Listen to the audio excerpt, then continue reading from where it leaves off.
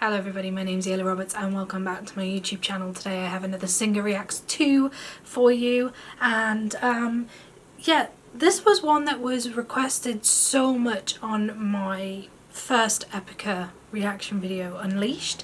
I had a lot of suggestions, you guys were awesome with that, and I had to sort of start a tally chart of which suggestions were, you know, the most suggested.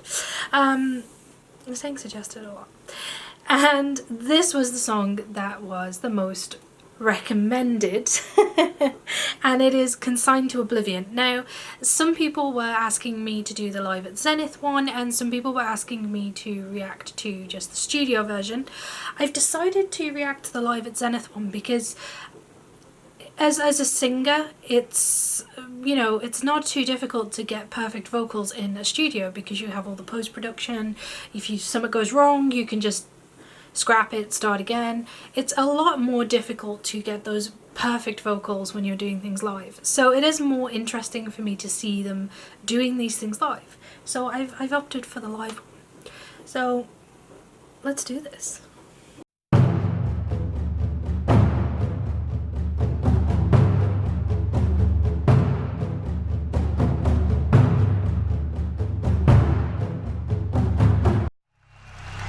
For tonight, but you know we always come back to Paris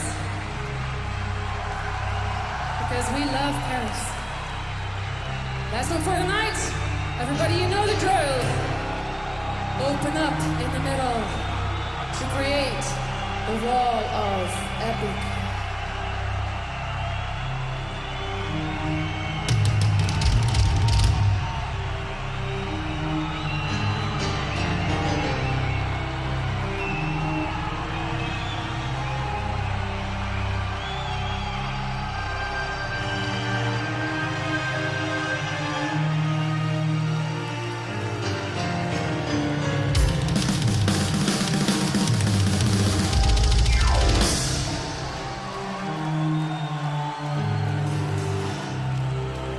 Oh yeah, that looks good.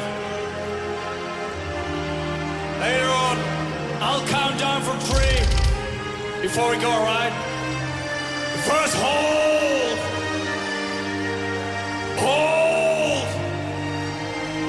Hold! 3, 2, 1, go!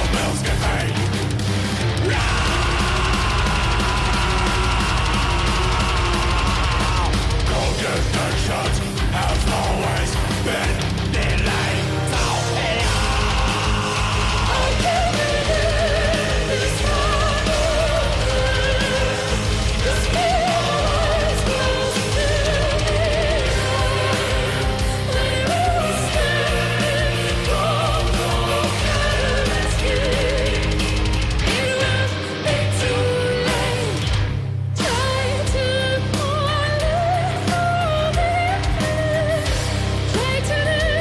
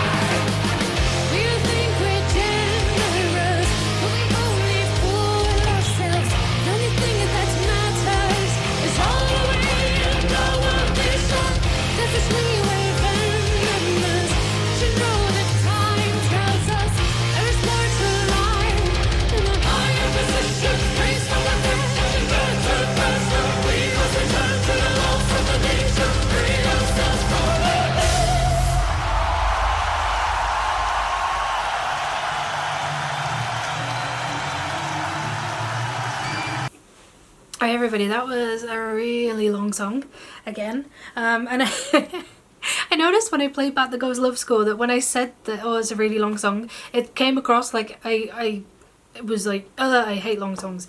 I don't. My point is just that it's a very long song, which means that you've already been sat there for a long time, so I don't want to spend forever talking about it. Firstly, I'm going to talk about the staging, because the staging is awesome, so epic and just mad. I haven't got my glasses on and I'm short-sighted, so I can't really see details, but it looks like the pianist or the keyboard player has his keyboard on a gimbal that he can sort of move and spin, which I've never seen before, and it's really, really cool. And leading from that is, I love that when he's doing those big screams, Simone has to come in and, you know, use her mic for him. And I was trying to figure out why that is, because he doesn't have a mic set up.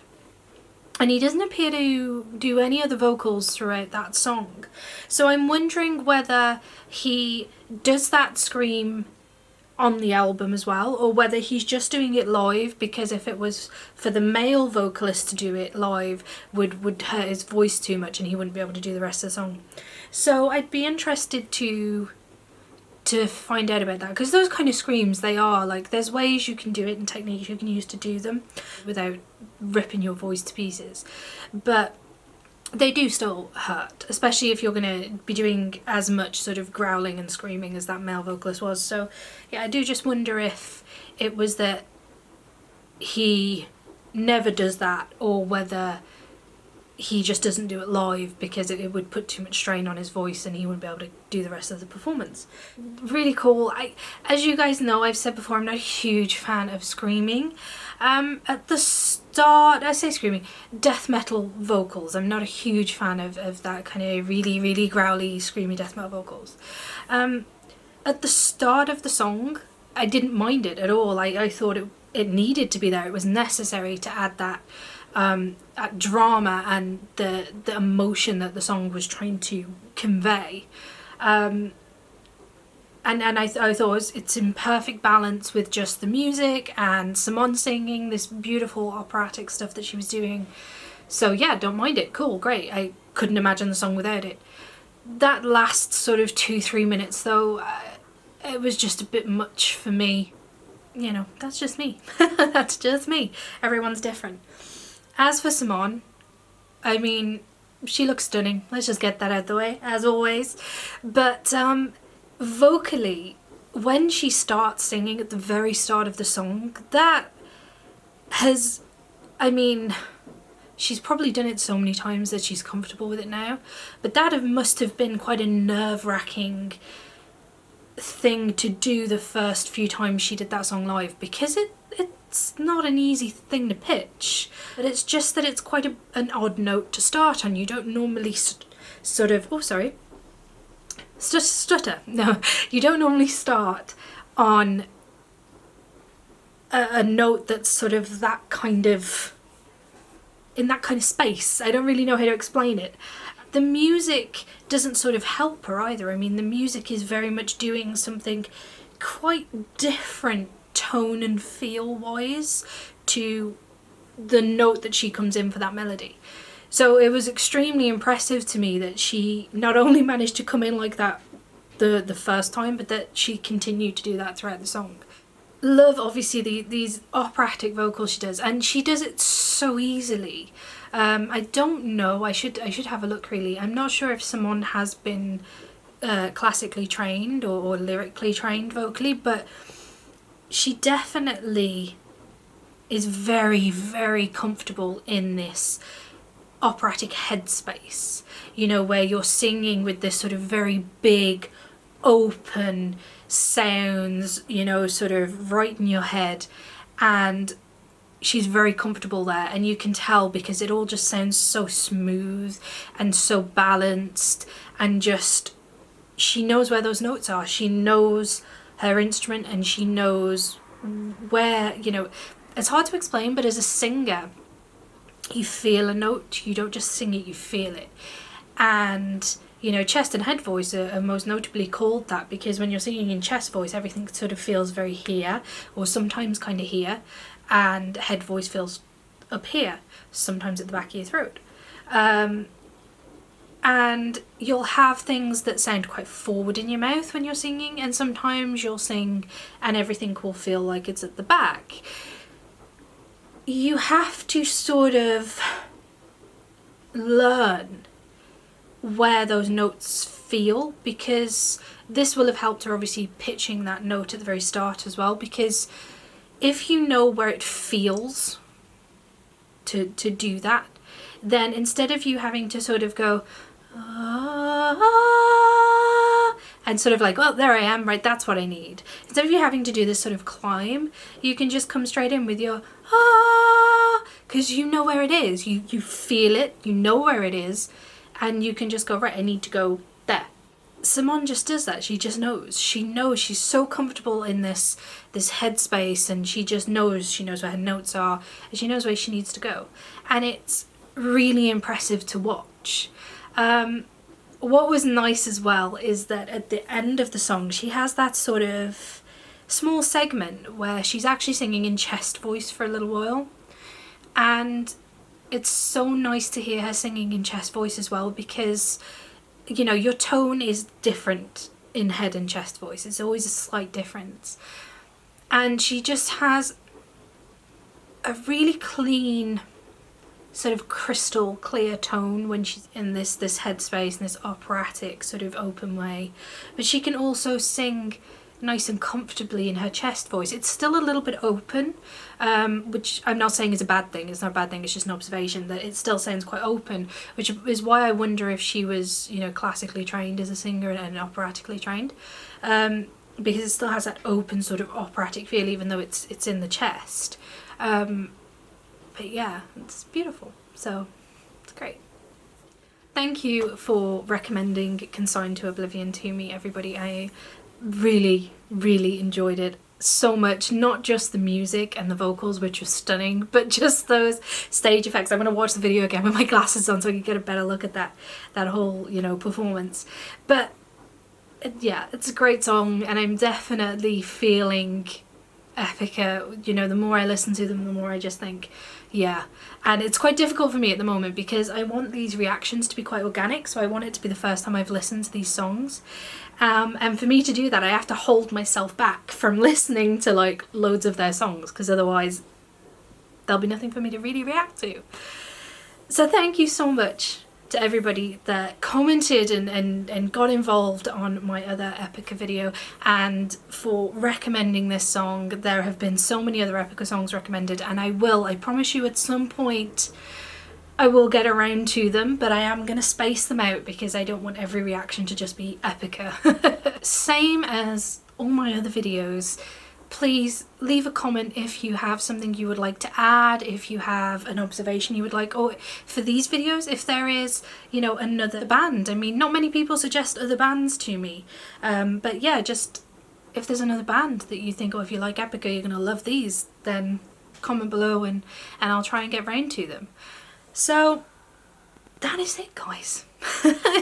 That is done for this video. I really hope you enjoyed it. I know that I certainly did, and I hope to see you again on one of my other videos. Please feel free to go and check out the videos that will pop up on end screens, and if you do like what you see, guys, then, you know, don't forget to subscribe to my channel, because if you don't, you can't stay notified when I do things, and that'd suck if you're enjoying what I do. Take care, everybody. Hope to see you soon. Bye.